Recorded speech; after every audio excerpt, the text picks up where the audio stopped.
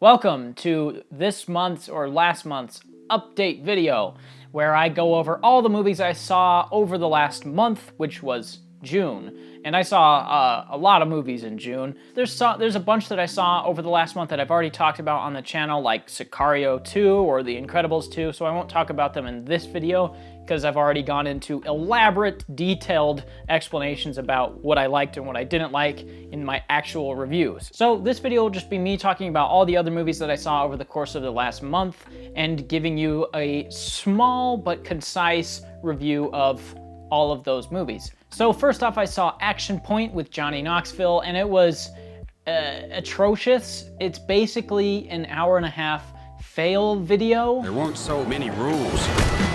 Your mom would come for the summer. Boogie! Hi! Oh, baby doll! Even back then, she was the voice of reason. You're the lifeguard. Shouldn't we be facing the water? Let God sort them out. With a bare bones at best story going on at the same time, where Johnny Knoxville is just getting hurt in between him talking to his daughter and his daughter liking him, then not liking him, then liking him, then not liking him.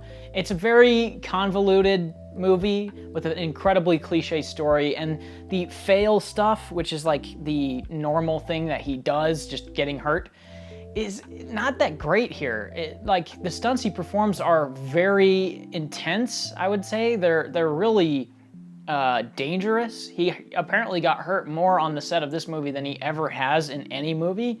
So the stunts he performs are incredibly dangerous, but they don't feel like they're a part of anything. They feel like, the movie feels like it stops to have a dangerous stunt, and then it just kind of moves on from there. Like, oh, he fell off a go-kart thing and got hurt. All right. Oh, he hit a sign and it hit him in the head. Okay. Like, most of the movie was just like, okay, but why? And there's never any answer. And everything is just horrible. Everything about it is just horrible. So I would not recommend it. When I was younger, I could do 4 of these at a time. Next up, I watched Upgrade, which is Leigh Whannell's latest feature, the co-writer of the Saw movies and the director of Insidious 3. Sir Brantner, Marine Corps, address 414 Citrus, Newground. You'll need a plan. I got this. This doesn't seem like a well thought out plan. I need your permission to operate independently. Permission granted! Thank you.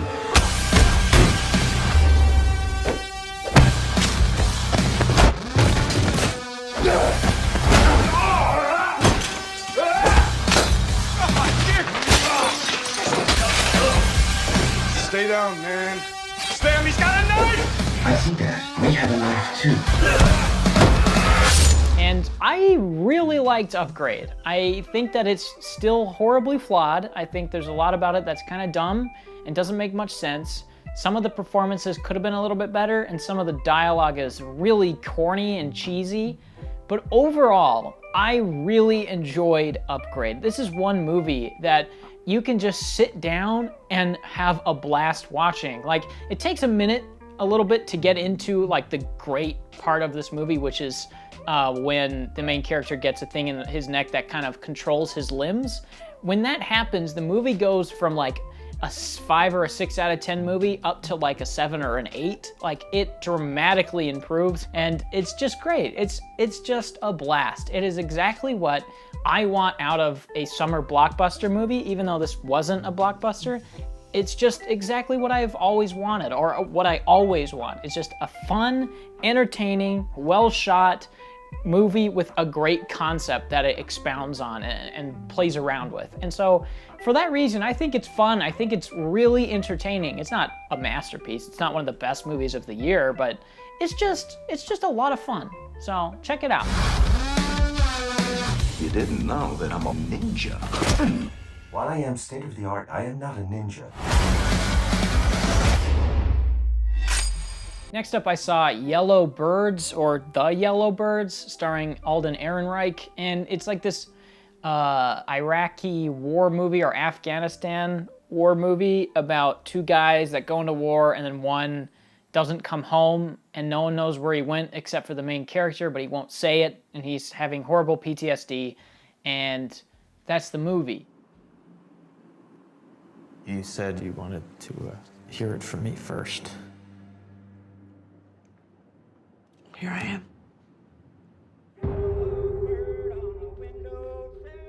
Next up, I ended up going to see Solo, A Star Wars Story, and it was one that I was surprised at how much I didn't hate it. For having a mind of my own. I'm gonna be a pilot. Best in the galaxy. I lean towards liking it because there are really fun sequences in this movie that I actually enjoyed watching, and I wasn't really bored while I was watching it.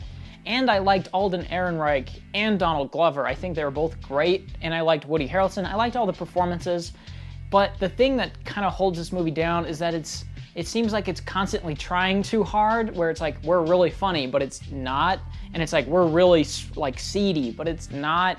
And then the movie is like disgusting to look at. Most of the shots are either horrifically underexposed, where you can't see what's happening, or they're just like bizarrely framed and blocked to the point where I just did not enjoy a lot of the movie because of how ugly it was.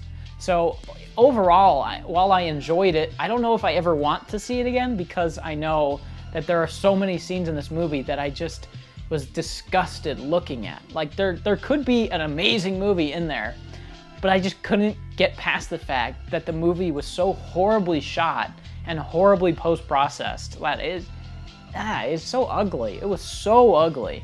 And of course I would prefer to see the Phil Lord and Chris Miller cut. I think Ron Howard's a fine director, but that's all he ever is fine. And I think Phil Lord and Christopher Miller are hilarious, and all of the movies they've done I've really, really enjoyed. So of course I'd prefer to see that. But overall, Solo was fine. It was fine. It was more entertaining than The Last Jedi, even though I'd probably consider them pretty equal. I don't really care though. Don't care about these movies that much.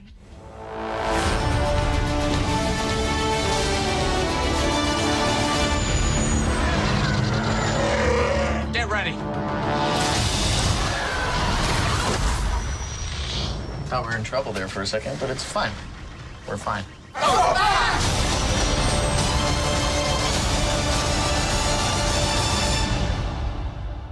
Next, I saw Film Stars Don't Die in Liverpool. And this movie was so boring and so cliche that I couldn't finish it. I just turned it off. I said, I'm done. So I didn't like it at all. Next up, I saw Loveless, which is a Russian movie. Я больше не хочу. Чё квёлый такой? Заболел? Я не квёлый.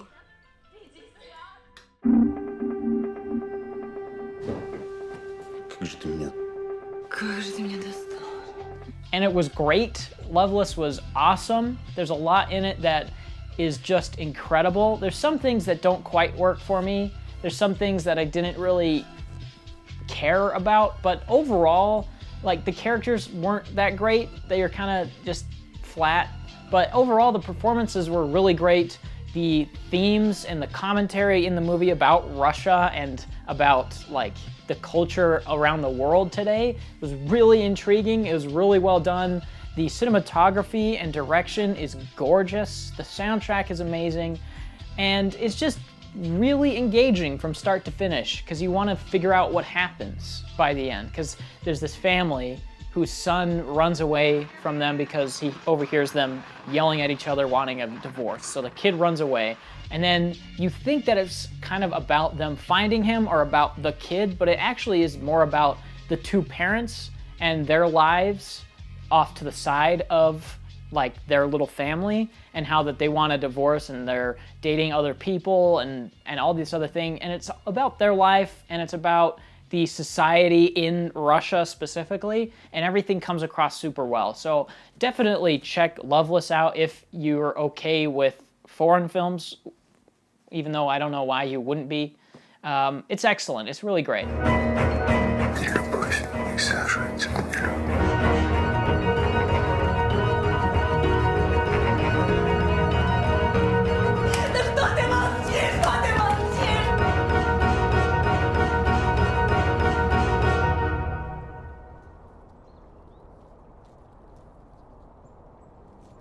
Next up, I saw Michael Haneke's Happy End, which actually is very similar to Loveless in a lot of ways, where you think it's about one thing, but it's about something completely different, and there's a lot of political, social commentary woven into it, specifically with like technology of today and how it's sort of overriding a lot of our lives.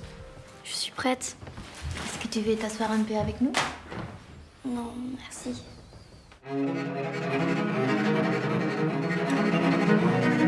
Étrange. Qu'est-ce qui est étrange? Que je sois là, présent. Et alors? Alors rien. T'as un crédit considérable, Pierrot. T'es mon fils et t'es le futur patron. It's really interesting. I definitely need to watch it again because I came out of it a little unsatisfied, but I feel like this movie will get better upon multiple viewings, so I'll definitely have to see it again. But I think that Michael Haneke's direction and cinematography, his style kind of gets in the way of the movie a little bit here, where something like Funny Games, which I also saw this month, his style works so perfectly for the story that it becomes like a way better movie because of it. But here in Happy End, it's like the style, again, it kind of gets in the way, where there's some scenes that he really loves shooting scenes with like one lockdown shot and it goes on for 5, 6, 7, 8 minutes, and the scene just kind of plays out in front of the camera. And again, that works super well for a movie like Happy End. It fits perfectly for what that movie's going for. But here it was like, okay, I'm watching a guy in a wheelchair roll down the road for 15 minutes. Why? And then he sees some guys on the street and calls them over and you don't hear what they're saying. So it's like, okay, I just watched him roll down the street forever for that, which ends up coming back later. But it's like, okay, I get the point of the scene, but why did it have to be so long? So there's a lot of stuff like that in this movie where it was like, I don't think that it needed to be that long. I don't think it needed to be shot like this, but it is. So it just, I think it was a lot of like personal preference getting in the way of this movie for me, where I was like, I don't feel like that could have worked a different way. It could have worked better a different way. But overall, it was fairly satisfying in the end. A lot kind of comes together in the last few scenes that makes it the payoff really, really satisfying. But to get there, you kind of do have to slog through some things. It does drag, the pacing's not great. And again, the style does kind of get in the way of itself. So I think it's good. And I'll definitely have to rewatch it knowing now what it's all about and the climax of the movie. And maybe it will be better. I don't know. We'll see.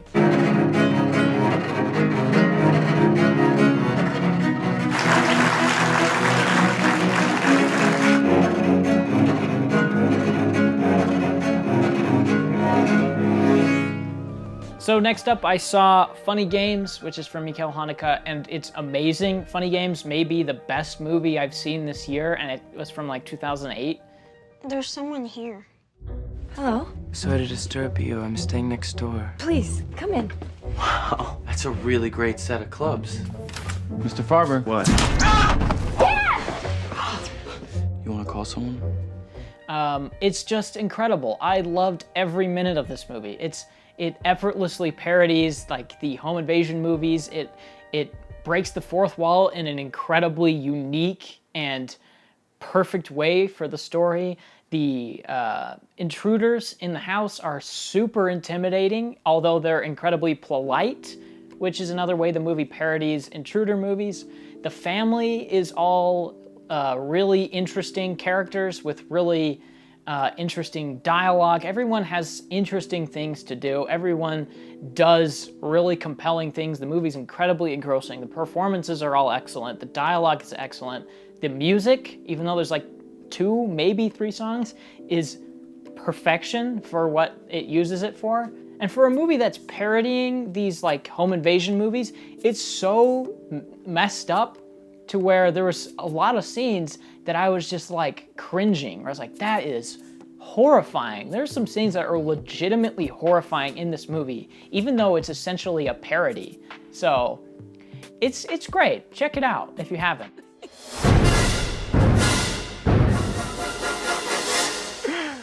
That's awesome, really, really. Next up, I saw John Carpenter's They Live, which was awesome. It's 90 minutes of nonstop entertainment. It's just a wonderful movie with a wrestler that sees things as they are.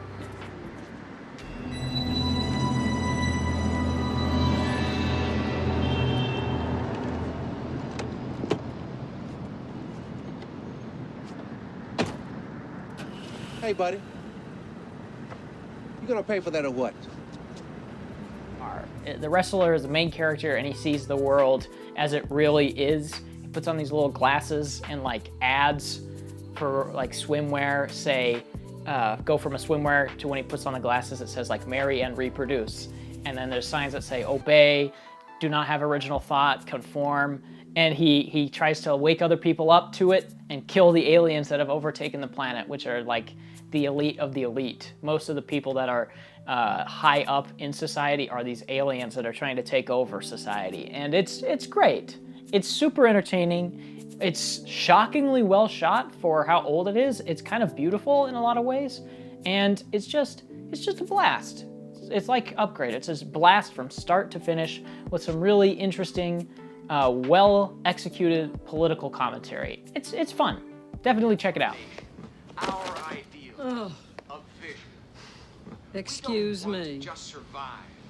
You know, you look like your head fell on the cheese dip back in 1957. Next I saw Tao, Netflix's Tao, with Micah Monroe from It Follows, directed by some hack, and it was awful. It was so bad. What is this? Tao's one of the most advanced AIs in the world. He's an early version of the project I'm working on. What do you want from me? I need you to complete the project. And what if I say no? Then your stay in my home will be brief and unpleasant. Do everything Tao says. I have been instructed to inflict pain should you not comply with my commands. It was so bad. Don't watch it. Everything was pretty much just terrible across the board, except for a couple performances here and there. And Gary Oldman as the AI that the movie centers around. But that's it. The movie is it's dreadful. It's just dreadful. Return to your tasks immediately, or I will inflict pain.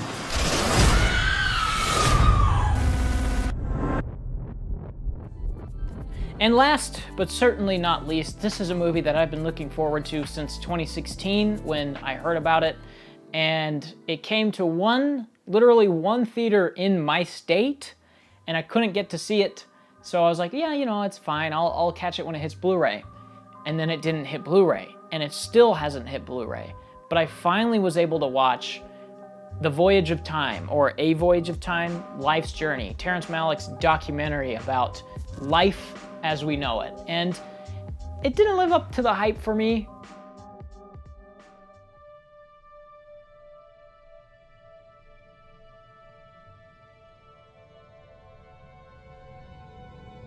The past. The present. The future.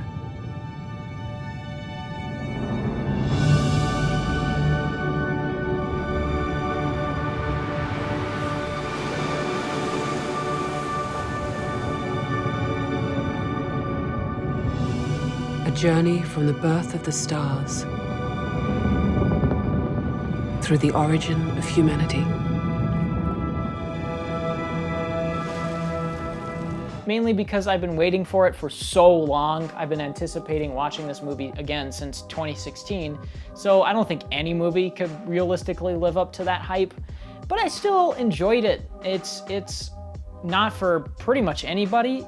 It was barely for me. It's a movie that is gorgeously shot and has voiceover from Cate Blanchett or Brad Pitt, depending on which version you watch. I watched the one with Cate Blanchett, and it's like this philosophical, lofty, vapid dialogue that's going on through the entire movie over top of these gorgeous shots. And that's basically it. It's basically that scene from the Tree of Life, the creation scene, but stretched to 90 minutes.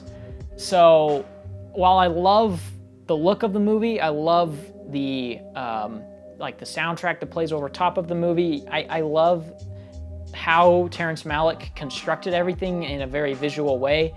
Overall, it just felt very hollow. Like, I didn't know what it was going for. I don't know what it was trying to say. I don't think it really has anything to say other than they had leftover footage from the Tree of Life that they just used to make a movie. Because there are some straight up copy-paste shots from Tree of Life to this movie where I was like, that's literally just Tree of Life. So I feel like this movie doesn't need to exist, and it doesn't really justify its own existence outside of the Tree of Life, because that one is like, it's like a 10-minute sequence of these gorgeous shots about the creation of life as we know it in space, to the Earth, to dinosaurs, and it works super well because it's short. There's gorgeous shots, there's gorgeous music, and it's short, so it works perfectly for what it needed to. But now that it's 90 minutes and in documentary form, I don't feel like it works as well. I don't feel like it works nearly as well. So it's okay. If you're in the mood to watch a movie that is absolutely stunning, that's probably it. But it's one that I feel like nobody can just sit down and watch back to front without feeling at least a little bit bored. Even me, who appreciates the gorgeous visuals of the movie, I found myself bored almost throughout the entire movie. So it's one that you could put on at like Home Depot as a demo for a 4K TV to show off how gorgeous the TV can get and how gorgeous this movie looks. But that's kind of all it should be, unfortunately.